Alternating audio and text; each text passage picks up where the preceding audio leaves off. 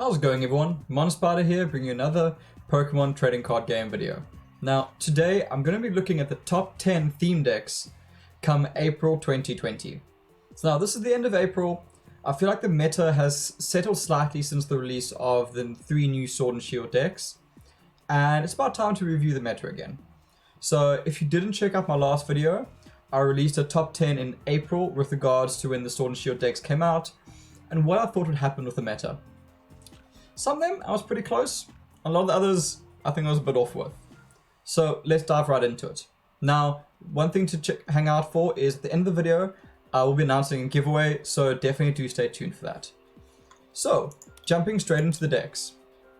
Now, at the number 10 spot is actually a bit of an older deck, but one that surprised me quite recently, and that is the Tropical Takedown deck.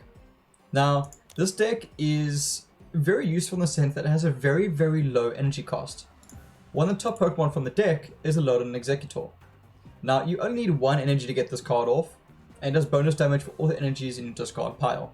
Now, while Alolan Exeggutor is not exactly a great early game card, if you can bring this in the mid game, you'll quite regularly get off pretty decent damage with this card. You're going to be looking at hitting for about 100-120 with Exeggutor in the mid game, which is crazy for 1 energy. Along with that, this deck's got really great coverage, in the sense that you've got a very good hitter with Exeggutor. You've got Alolan Marowak with Alolan Club, which does damage times the Alolan Pokemon you have. So you've got your fire coverage against grass-type Pokemon. You've got Dark-type, which is basically neutral to most things, and you get off pretty reliable damage quite regularly. And you've got a very good hitter in Alolan Sandslash, which then hits your opponent's fire-type Pokemon for 100 damage. So in terms of coverage, this deck is fantastic because it's able to hit most other decks for their weakness, if you can play it right. So the coverage of this deck is absolutely fantastic. It's got low energy costs across the board. The difficulty is getting it going. This deck revolves around getting your energies in the discard pile. It does so quite effectively with things like Sophocles, and it does run one copy of Weakness Policy. So for at least one of your Pokemon, you will be ignoring your weakness, which comes in very handy, especially with someone like Alolan Exeggutor, who can now ignore the Fire-type weakness, which is one of the most prevalent in the current meta. So my number 10 spot does go Tropical Takedown. This is actually a new entry to my list. I didn't include it in the previous month. Honestly, I didn't think it would be doing so well, and I've been quite surprised. I've come up against it a number of times in both the versus mode as well as in events, and it does fairly well. So, moving on to the next deck in the list, number 9 spot goes to an interesting one, especially for me, and that is the Inteleon theme deck. Now, this is a deck that I was not very excited about when it first got released, as for the most part, I'm not a big fan of this deck. However, that being said, with the prevalence of Fire-type decks in the current meta, this deck performs relatively well. Now, this deck wasn't even on my list originally, so it is up 2 spots to the number 9 spot.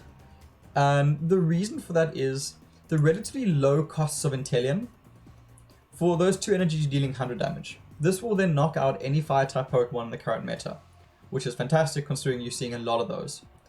It's relatively easy to get off. It's a little bit of disruption from Silent Shot. I've actually lost a few games because of Silent Shot, funny enough. But on top of that, Dreadnought gives you crazy good coverage against anything that has a high energy cost.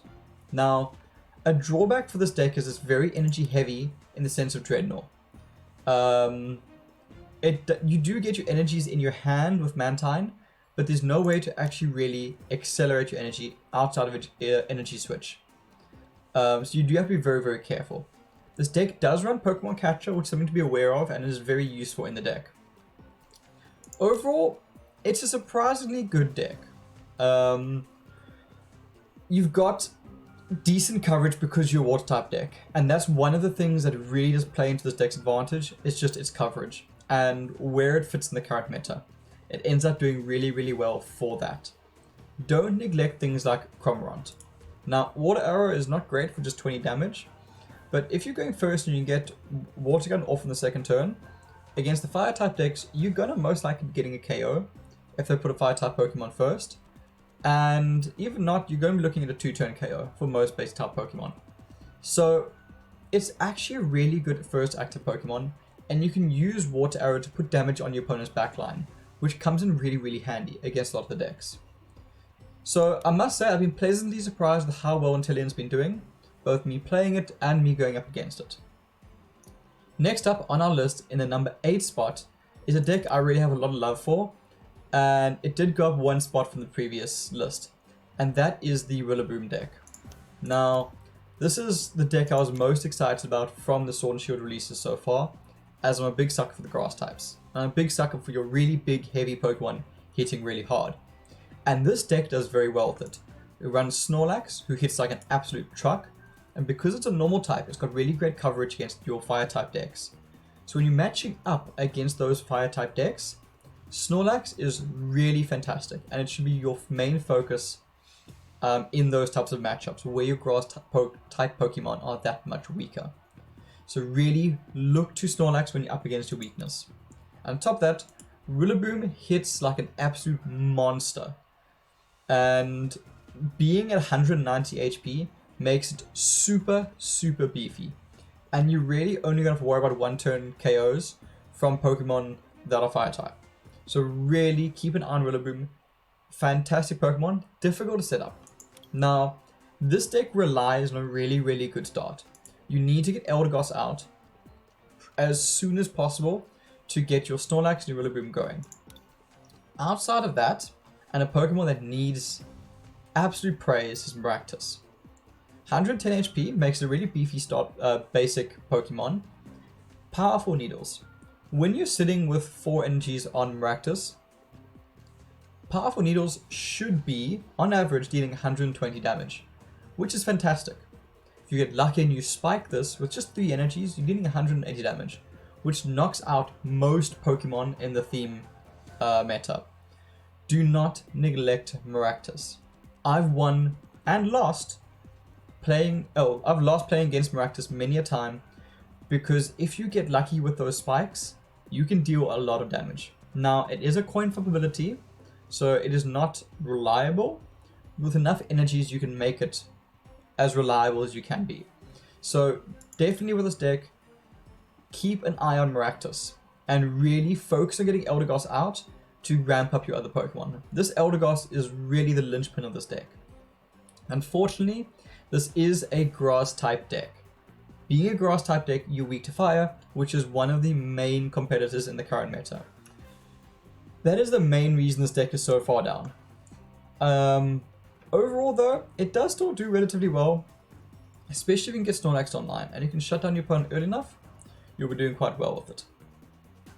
Moving on to the next deck on our list. This is now spot number 7. This deck has dropped 3 spots from last month, and that is the Laser Focus deck. Now this is a bit of an older deck that still performs fantastically in the current meta.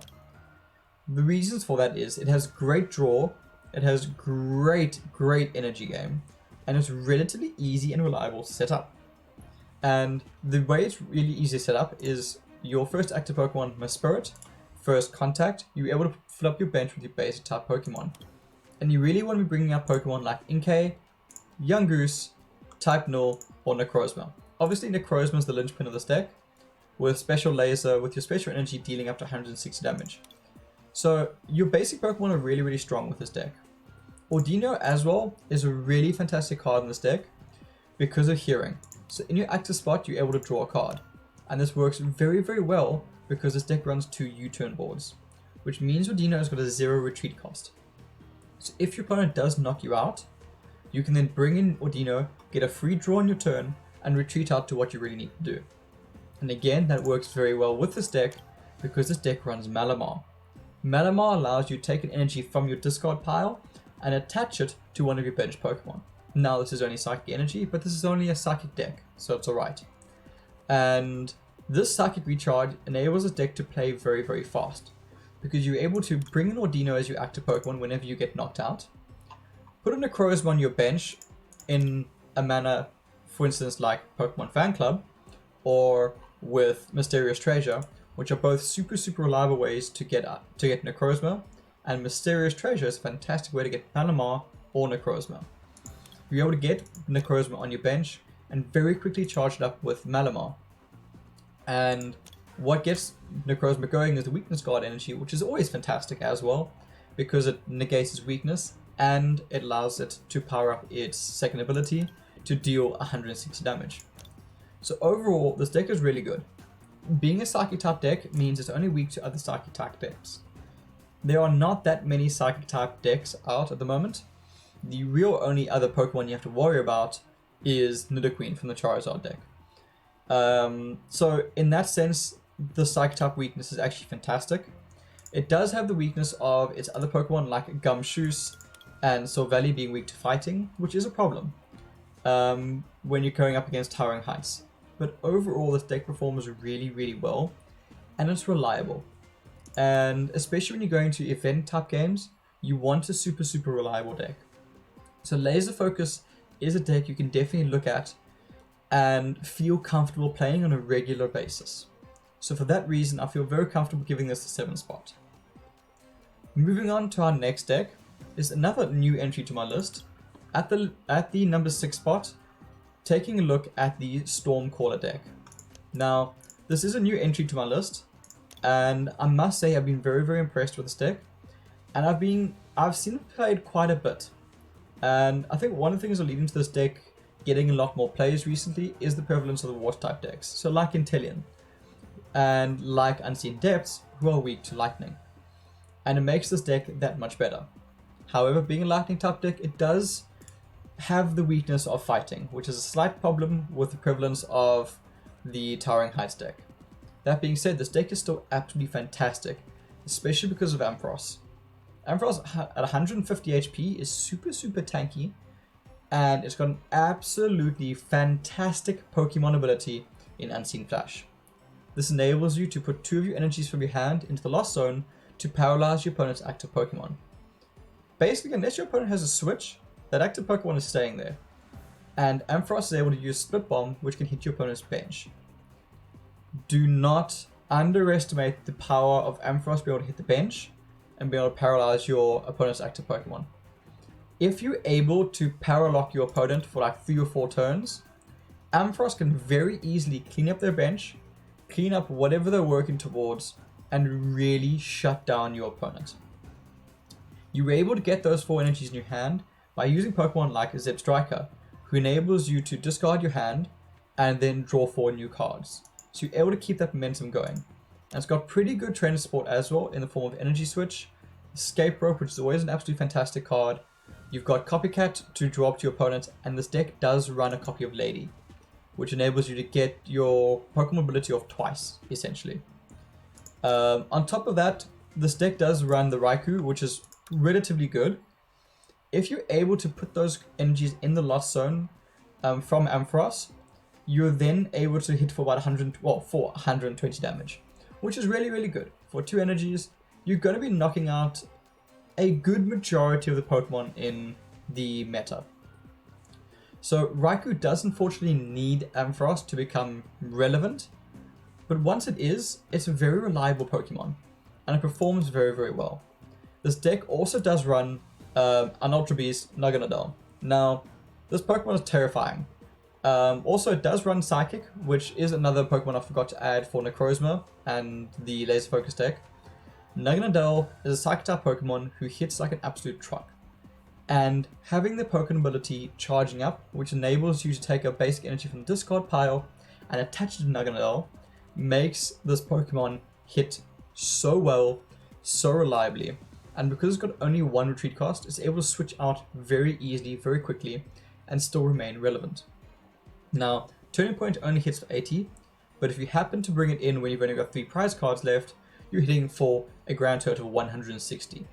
So if you can time in bringing Naganadel to take out your opponent's main threat, it's fantastic.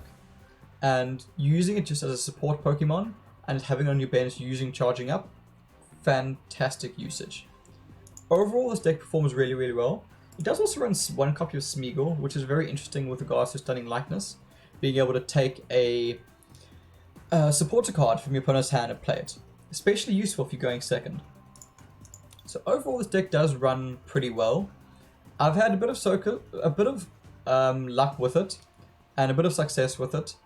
Overall, I've actually encountered it more often than I've played it, and it can be incredibly challenging to play against, because when playing against this deck, you need to make sure you hold on to your switches, because once Ampharos comes out and starts paralyzing your active Pokemon, you desperately need a way to get out. So the only way out of that, most of the time with theme decks, is using cards like Switch to tighten these up.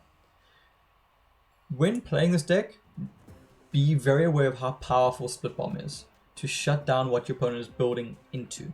Rather, sometimes it's better to leave your opponent's active Pokemon and just keep Unsting flashing it and shut down whatever your opponent is building in on the bench. It is fantastic. I cannot stress it enough. Use Split Bomb. Alright, moving on to our number 5 spot. Now, these top 5 for this list are all super close, and it was very difficult actually ranking them 1 to 5. So I would like to stop here for 2 seconds and just put out there that I would love to hear from all of you. I want to hear your opinions, because at the end of the day, this is an opinion video, and this is my opinion on what I think of the meta. So I would love to hear back from you, and especially with these top 5, I really want to know what you think of them. So without further ado, moving on to number 5 is a deck that I really do enjoy playing, and I know a lot of you do, and that is Towering Heights. This is actually up 1 spot from our previous list, and I honestly think it deserves it. This is an absolutely awesome deck to play for a lot of reasons. This deck is really reliable. You're able to get consistent damage off with basically all of the Pokemon. This is one of the theme decks out there that doesn't really have filler Pokemon. Arguably, yes, you can say it is. Overall though, each of these Pokemon has a very clear role in the deck, and they all perform well. Most of these Pokemon I wouldn't really want to take out of this deck. Starting at the beginning, you've got Thaw. Thaw is undeniably fantastic in this deck. What you want to do with this card is have it on your bench in the start, and whatever active Pokemon you have, it doesn't really matter. You first turn putting an energy down on Thaw if you have a switch in your hand, because what you can do then is if your opponent makes the mistake of hitting your active Pokemon, you can then switch out to Thaw, put an energy on Thaw, and you're dealing 120 damage on the second turn. I cannot stress how powerful that is. Thaw hits so hard, and it can come out of nowhere for just 2 energies. And the fact there's 2 energies is really important, because this deck runs Groudon. Now, Groudon, big, scary, no doubt about it. But it's got an absolutely fantastic ability in the sense of Drought, which enables you to put 2 fighting type energies from your hand onto one of your Pokemon. Now you can put on Groudon itself as your active Pokemon, or you can put on Pokemon on your bench, and for instance charge up either your Garchomp, who also happens to only need 2 energies, or charge up your Thaw, who also happens to only need 2 energies. Or at the same time maybe get a Seismitoad going, but that's a bit more difficult and more situational. Overall, this deck works absolutely fantastic. And talking about Seismitoad, this Pokemon is such a great supporter card because of Bulldoze. Bulldoze enables you to take a card from your deck, go through your deck, take a card you want and put it on top of your deck at any time during your turn. So you can do this first and then draw into it by using a supporter card, or worst case scenario using Spike Draw from Persimmon. So Seismitoad as a support card is fantastic. If you're desperate late game, Tremulous Fist can be awesome if you've got a lot of damage counters on your bench. So Seismitoad really can hit hard, but your main heavy hitter is going to be Garchomp. Now, Garchomp is crazy good for a lot of reasons. First of all, 150 HP, so it's pretty tanky. It's got a 0 retreat cost, which is amazing. Always amazing. It's got Avenging Aura, which means that if you're behind in prize cards, you're just dealing 80 more damage. So as a comeback mechanic, Garchomp is fantastic. Its attack Overslash does a base 80 damage, and if you discard an energy, it deals up to 120, which is really good. It's got pretty good coverage in the sense that it's a fighting type Pokemon, so you're going to be knocking out your opponent's normal types very easily. And it is unfortunately weak to grass, But thankfully this isn't as important because there are so many fighting type decks out there that there's not many grass type decks doing well. So rarely are you going to have to worry about your grass type weakness. Now, one thing to note is this deck does struggle a little bit against Soaring Skies because Soaring Skies is resistant partially to fighting type. So be very, very careful when going up against that deck.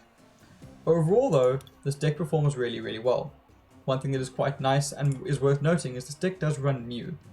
And Mew's bench barrier protects your bench from taking damage from your opponent's attacks. Now, you can still put damage counters on your deck, and on your bench, sorry, by using Toad, which is super useful because it's a way to charge up both Seismitoad and a way to charge up Thrall. So it's definitely worth keeping in mind. And this deck hits hard. I mean, even looking at Toad, who only requires 1 energy to deal 60 damage, you're doing a lot of damage with this deck. It's got great fetch mechanics, it's very, very reliable. It's running Pokemon Communication, it's got a lot of draw cards, it runs Lady for your extra energies, and it's got a little bit of Switch in the sense of taking these up. And does run 2 copies of Switch as well. So this deck's got a good draw, it's very reliable in the sense that if you can get Seismitoad going, you're basically fixing your next draw as well. Overall, I think this is one of the best decks out there. It's disappointing it's only at 5, but it definitely deserves a top 5 spot in any list I make. Whether it be for your standard theme rank battles or for an event, I am very comfortable walking in an event playing with this deck because I know that it's a reliable deck, and that counts for so much when you're in those situations where it's a best of 1, and it really does matter. So if you're looking for an absolutely fantastic fighting type deck that's reliable and really fun to play, look no further than Towering Heights. So next on our list, number 4, is actually up 3 spots from the previous video, and it is basically the twin deck of Towering Heights, which is Unseen Depths. Now, this is an absolutely awesome deck, and it's that much more awesome because it's water. And the current meta, that counts for so much. It's got some really great Pokemon in it as well. This deck runs Fion, which is an unbelievably fantastic Pokemon because it forces your opponent to switch out. I cannot stress enough how important that is in those clutch situations, because you can use it to pick up your last prize card pretty easily, or you can use it to shut down a threat. And what happens with Fiona is it goes back into your deck and you can fetch it later with like Pokemon Fan Club. So it's easy enough to bring it back. So Fiona is a really great supporter card. This deck runs Empoleon, as really Empoleon is the main card of this deck, and most of your time it's going to be MVP, because it has Recall, which enables you to use a previous attack for only 1 energy. And the previous attack you're going to be looking at most often is Direct Dive, which deals 100 damage to your opponent's bench. It is so good for 1 energy. And failing that, you got Bubble Hold. So your opponent's active Pokemon is a basic type Pokemon, they can't attack on your next turn, and you're dealing 80 damage. So not only are you hitting for pretty decent damage, but if they're a basic type Pokemon, they now can't do anything. Do not underestimate how powerful this Empoleon is. You do have Aquafor for those moments when you need it, for 130 damage, which is pretty decent. You're still hitting really hard, but most of the time when you're playing with this card, you're going to be using Direct Dive. Now, Direct Dive also works really well with Fion, because you're forcing your opponent to switch out onto the bench, and then you can Direct Dive that Pokemon. If you've only got that 1 energy, and you only need 100 damage, you can very easily get it by using the Fion switch out into Direct Dive with Empoleon. Another Pokemon that cannot be stressed enough for this deck is Ambipom. Ambipom from turn 2 can be hitting for 120 damage if you're willing to discard 2 cards from your hand. Failing that, it's a fantastic draw mechanic for just 1 energy to draw 2 cards. Ambipom can apply a lot of pressure. If you're going first and you have an Ambipom in your hand, having Apom as your first active Pokemon can be worth it, because you're able to get a really great early game advantage and you're able to pressure your opponent. The deck does have quite a bit of draw, so it's not the end of the world discarding cards, and you shouldn't be too nervous about doing it. Putting that early pressure on your opponent is so worthwhile, and you're able to do that very easily with Ambipom. Not many Pokemon can take 120 damage on the second turn, So really, if you've got the chance to get this going early, use it. You only have to do it once or twice, and you can start going nice catch, or switching into, hopefully then you have an Empoleon. Other than that, this deck does run Golduck, which is quite good with Energy Loop for 80. Only thing is you need to be very careful with Energy Loop because you're going to fall behind with regards to your energy placement. And to counteract that, you've got Kyogre. Kyogre allows you to use High Water to take 2 water energies from your discard pile and put it onto your Pokemon. Now this is great because it's a way that early game you could have used Ambipom to get rid of cards from your hand and you could have discarded water energies. And later on in the game, you bring in Kyogre in your mid game to then reattach those water energies to your Pokemon however you need them. If you do manage to get up to 4 energies, you do have Swirling Waves with this Pokemon. And needless to say, hitting 530 every turn is terrifying. Overall, this is a great deck. The fact that it's a water type deck makes it that much better in the current meta because it's able to shut down a lot of the other big threats out there. Overall, this deck has absolutely great counters, great answers, and it's a really fun deck to play. Being able to mess with your opponent with Ambipom, being able to mess with him with Fiona, and just frustrating your opponent to no end with Direct Dive through Empoleon. So great to play this deck. And really, it does deserve to be in the top 5. As I said, I really struggled ranking these top 5. So let me know if you think rank 4 is good enough or if I ranked it too high. Now, let's move to top 3. These top 3 were challenging in their own right. And I've actually got a new entry for spot number 3. So, for number 3 on my list for April 2020 is a new entry, and that is Blazing Volcano. Now, I didn't even have this deck on my previous list, and I was sleeping on it. This deck is crazy good. Super reliable. Which, as you know, is something I really value, because you're playing best of ones. Now, what makes this deck so great is Entei and Magcargo. This is the combo you're going for most of the time, with other supporter cards in the backline. Entei with Eruption. Each player discards the top card of their deck. Let's take the 60 more damage for each energy card discarded this way. You're hitting for 140 damage with Eruption if you can fix at least your top deck, which there's many ways of doing with this deck. If you get lucky and you also hit one of your opponent's energies, that is 200 damage. You're knocking out everything in the current theme deck meta with 200 damage. This Entei is terrifying. Fire Fang, basically 20 damage plus a burn, so you're doing 40 damage. It has its uses, and in a pinch you'll use it. 9 out of 10 times you're going to be hitting with Eruption, and you're going to be making your opponent suffer. Now, the reason Eruption works so well, and the reason this deck works so well, is because of Magcargo. Magcargo is a card that if you're playing this deck, you need to have it on your bench. And if you're playing against this deck, you need to knock out this Pokemon. Smooth Over allows you to basically go through your deck and put whatever card you want on top of it. Same as Seismitoad. But now the difference is, this deck relies on having the top card, being an energy, or being whatever your next draw needs to be. Unfortunately, there aren't many copies of Magcargo. There's only one.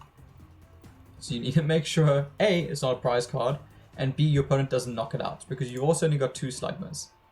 But if you can get Magcargo sitting on your bench, you're going to get such great value from this deck. Now, the one nice thing with this deck is it does run Heracross. Heracross gives you coverage against your fighting type decks, as well as your older water type decks like Unseen Depths. Powerful Friends enables you to do 120 damage for 2 energies on 120 HP Pokemon. Granted, if you have your Blaziken out in the field. Ideally, you don't want to bring in Heracross unless you're going to be getting Blaziken online. Blaziken fits both ways in this deck as both a fantastic supporter as well as a fantastic heavy hitter. Now, it's only 90 damage for its 3 energy attack, but you're dealing 20 damage to every Pokemon on your opponent's bench. I have very often gotten at least 2, if not 3 prize cards from an attack with Fire Stream. Usually it takes maybe 2 or 3 Fire Streams, but your opponent is not going to be able to take more than 3 or 4 Fire Streams. So if you can get Blaziken going, it is an absolute nightmare for your opponent. One thing to note with Fire Stream though is that you do discard an energy to use it. And Blaziken has a 2 energy retreat cost. One terrifying thing you can do with this deck is if you're able to get both your Blazikens out. Blaziken being at 150 HP, it isn't often knocked out unless it's against a water type Pokemon in a single attack. So what you're able to do is have your active Blaziken do Fire Stream, charge up your benched Blaziken, and then either retreat or switch them. If you switch them, you can then use Firestar to charge up your one that you just put on your bench, and it'll be good to go on the next turn. And then you can Fire Stream again. That's your second Fire Stream. So all your opponent's bench Pokemon now have 40 damage. Next turn, you just switch out again. All your opponent's Pokemon now have 60 damage. Which if your opponent hasn't evolved their basic Pokemon on their bench, you're probably starting to get knockouts by now. So even if you're 3 prize cards behind, this Blaziken with Fire Stream can put you back in a really, really great spot. Other than that, one Pokemon I've stepped on for a long time is Houndoom. Houndoom with Attack Operation is hitting for 130 damage for 2 fire energies, so long as you have more cards in your hand than your opponent. Now, it's a bit tricky to get this off, but if your opponent plays out on like the first turn, and you're able to really capitalize on that, Houndoom can carry your game. I've very often gotten 4 prize cards in a game thanks to my first Houndoom, if your opponent plays out their hands and if you're able to draw out more cards than your opponent. Be very careful when using Houndoom because you need to keep track of how many cards you need to bring in online. And I've made that mistake a few times myself. But do not sleep on Houndoom. For 2 energies, you're throwing out 130 damage. Be very, very aware of how powerful this Pokemon is. This is a deck that I'm very regularly getting 5+ win streaks with, and very often winning a lot of event games with it. This is the deck I very often go into event games with, because I know it's super reliable. I just need to get Entei out. Early game, I need to get ideally a Smeagol to steal supporter cards from my opponent, or I need to get a Houndoom down early game. Transition into Entei with Macargo, the game is pretty much closed. This deck does run Rescue Stretcher. I would highly recommend using Rescue Stretcher for your Enteis. It is not fun having to take out 4 Enteis. Overall, there's not much bad I can say about this deck. It also does run Guzma. Do not neglect Guzma. I've won many a game thanks to it. So overall, this is a fantastic, fantastic deck that is super, super reliable. And now to the final top 2. So second place for me hasn't moved from the previous month, and that is Soaring Storm.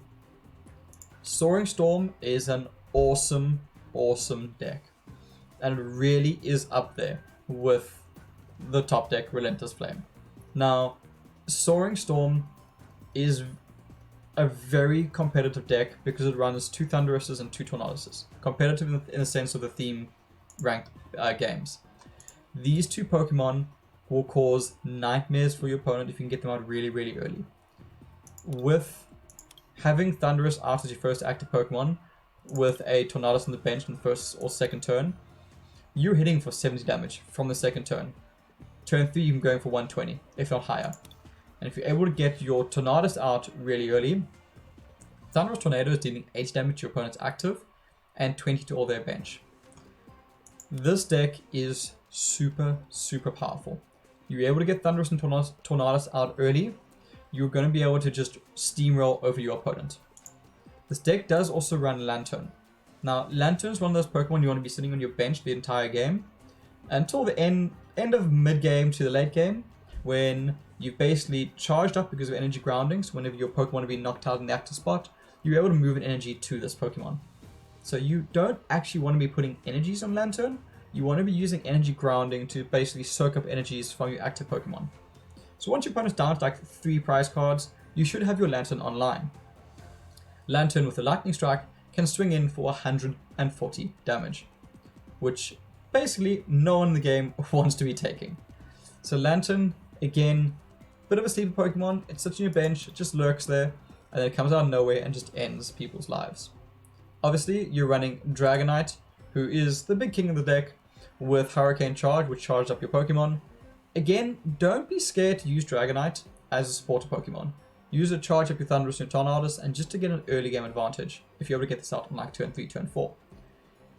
Dragonite, if you're able to keep your energies going, Dragon Impact will most likely be getting you a KO every turn. Be careful not bringing it out too early and just essentially drain yourself of energies. But if you're able to bring it out mid-game or early game and keep those energies going, you can close games very, very quickly with Dragonite because this Pokemon can't actually stand up to it. This deck does also run Pidgeotto, which is a fantastic supporter because you're basically drawing whatever card you want. From there, you do have Pidgeot, which is sometimes useful, but you're rarely going to be playing it too often. As a first active, the deck does run a lot in Grimer as well, which collect allows you to draw 2 cards for no energy commitment. This is a fantastic first active Pokemon. If it goes down, it goes down. You haven't committed any energies to it, and it's drawing you a lot of cards. From there on, it's got pretty decent supporter cards. It does run Fisherman, which is absolutely huge with Dragonite. We're going to put 4 energies back in. Never neglect the power of Fisherman. And overall, it does run the Pokemon Fan Club, which enables you to bring out Tornadus and Thunderous. Overall, this is a really fun deck to play. It's a deck I don't actually get around to playing enough myself because I'm trying older decks. But I know whenever I'm in a theme game and I match up against this, I am very concerned because of the power of this deck. Thunderous and Tornadus, I cannot stress how powerful that combo is. If you're able to bring them out and use them. Early game and mid game, they are absolute monsters and they will shut down your opponent's deck. And finally, that brings us to our last deck, to our number 1 spot. The number 1 spot for this month again goes to Relentless Flame. This is such a well constructed theme deck. I know a lot of people would love to hate on it. I'll throw some shade sometimes as well, because it's just so overpowered compared to the rest of the theme decks out there. This is an awesome deck. And sitting in a position where most of these Pokemon are pretty awesome and they deserve to be there. Rapidash with agility is a fantastic way to stall, which is what you want for this deck sometimes. Nidoqueen is an absolute perfect card because Queen's Call is able to bring out your Charizards, and when you eventually charge up your Nidoqueen, which is what you want to be putting your energies onto, Power Lariat hits like a truck because you're going to have so many evolved Pokemon on your bench. Farfetch'd is a great first active Pokemon because Collect is getting you 2 prize cards, 2 cards drawn every single turn. And then, of course, the crowning card of this deck is Charizard. If you're able to get Charizard out on turn 3, you've basically won the game. It is very difficult to deal with a Charizard early game. Even late game, you're swinging for at least 130 damage every turn, if not more. You can be swinging for about 180 damage for this card, and with that you're going to be knocking out everything because Rillaboom is weak to it. Yeah, I don't know what else there is to say about this deck. Charizard is an absolute monster. When combined with Nidoqueen, you're so reliably getting it out. One card that I don't think I gave enough highlight to last time was Brock's Grit. Brock's Grit enables you to shuffle your Pokemon or your energy cards from your discard pile back into your deck. This can be a way to get your energies back into your deck needed for Charizards, or a way to bring back your Charizards or bring back Nidoqueens. It is not fun having to deal with 4 Charizards. 2 is bad enough. With Brock's Grit, you can be dealing with 4 Charizards, if not more, if your opponent gets super lucky. Don't sleep on Brock's Grit and really use it to bring back what you need. Overall, this is an absolutely fantastic deck. Definitely, in my eyes, the most powerful theme deck you can be playing with in the current meta. If you haven't picked it up, definitely I would recommend picking it up. This is a great way to farm events, to be able to get yourself unlock boosters, or to be able to get yourself more trainer tokens. So if that's what you're going for, I would highly recommend Relentless Flame. It's probably the best 500 trainer tokens you can spend. And yeah, that leads me to the end of my top 10. Now this definitely was an opinion piece, so I really want to hear back from all of you and see what you think. Is my list on point, and what would you change? Let me know, what is your top 5? Because that's what I really struggle with. The 10 to 6 spots, you can shuffle around a lot, and that's where personal preference really comes in. But for the top 5, I found ranking them very difficult. I would love to hear what everyone says. I know there's a lot of competition between Soaring Skies and Relentless Flame, so I would definitely like to hear what everyone thinks about it. Sorry, not Soaring Skies, Soaring Storm. And now for other announcements I have, please keep in mind, I am going to be doing a giveaway for when I hit 500 subscribers. I'm going to be giving away 5 unlocked Sword and Shield booster packs. So please, if you did like the video, consider liking and subscribing. And as soon as I hit those 500, I'll be able to do a giveaway again. And I always love doing that. So if you did like this, please do consider subscribing. It really does help me out. And I'm going to be bringing you a lot more Pokemon. As always, thank you so much for watching. I hope this video was informative as well as entertaining. And for those of you who are new to the game, I really do hope that this video helped you choose a new deck. One thing I keep saying to people who are new to the game and are not sure which decks to pick up, for your first 500, I would highly recommend Soaring Storm or Relentless Flame. Those 2 decks, actually, or Blazing Volcano for that matter, those 3 decks will be able to get you those 500 trainer tokens back very, very quickly. From there on, pick up a deck that you like. Play the decks you enjoy playing. You will eventually get some wins with them, you'll build up experience, and from there you can start getting a bit more competitive decks. Now, the further back you go, the more difficult the decks get. So try not to go back beyond the first 6 or 9 decks. That's where the majority of the good decks are. Obviously, you're more than welcome to take an old deck, but be aware you're going to struggle to win. So try and pick up from the first like 6 or 9 is where you want to be looking at. And from that, play what you enjoy playing. Use Soaring Storm or use Relentless Flame or use Blazing Volcano for that matter to get yourself more trainer tokens, more event tickets from events and just from climbing the ladder. It's a great way to do it. From there on, play what you enjoy playing. It's how you're going to enjoy the game and it's how you're going to get the most value out of it. If you're only grinding for coins, then sure, take those 3 decks and do it. But if you want to start out and you're new to this game, pick up one of those decks to make sure that you have a way to make more trainer tokens to try out as many decks as you want. That is something I really enjoy doing. If you look at my theme decks, I've got over 20, I think I'm sitting on like 26 theme decks right now. And that is thanks to just playing a lot of events and playing, as you can see, quite a bit of the actual ladder. Now, I would really recommend playing as many theme decks as you can. It brings a lot more value to the game and it's a lot more fun. And that is where we're going to end this top 10. As always, thank you so much everyone. Please do hit that subscribe button so I can get that giveaway going as soon as possible. If this video helped you, drop a like. And yeah, let me know down in the comments below, what do you think? What are your best theme decks? What do you get your top 3 wins with? I really do love reading that. I love to hear everyone else's opinions. And it really does grow this community fantastically. Thanks again everyone. Cheers. Enjoy.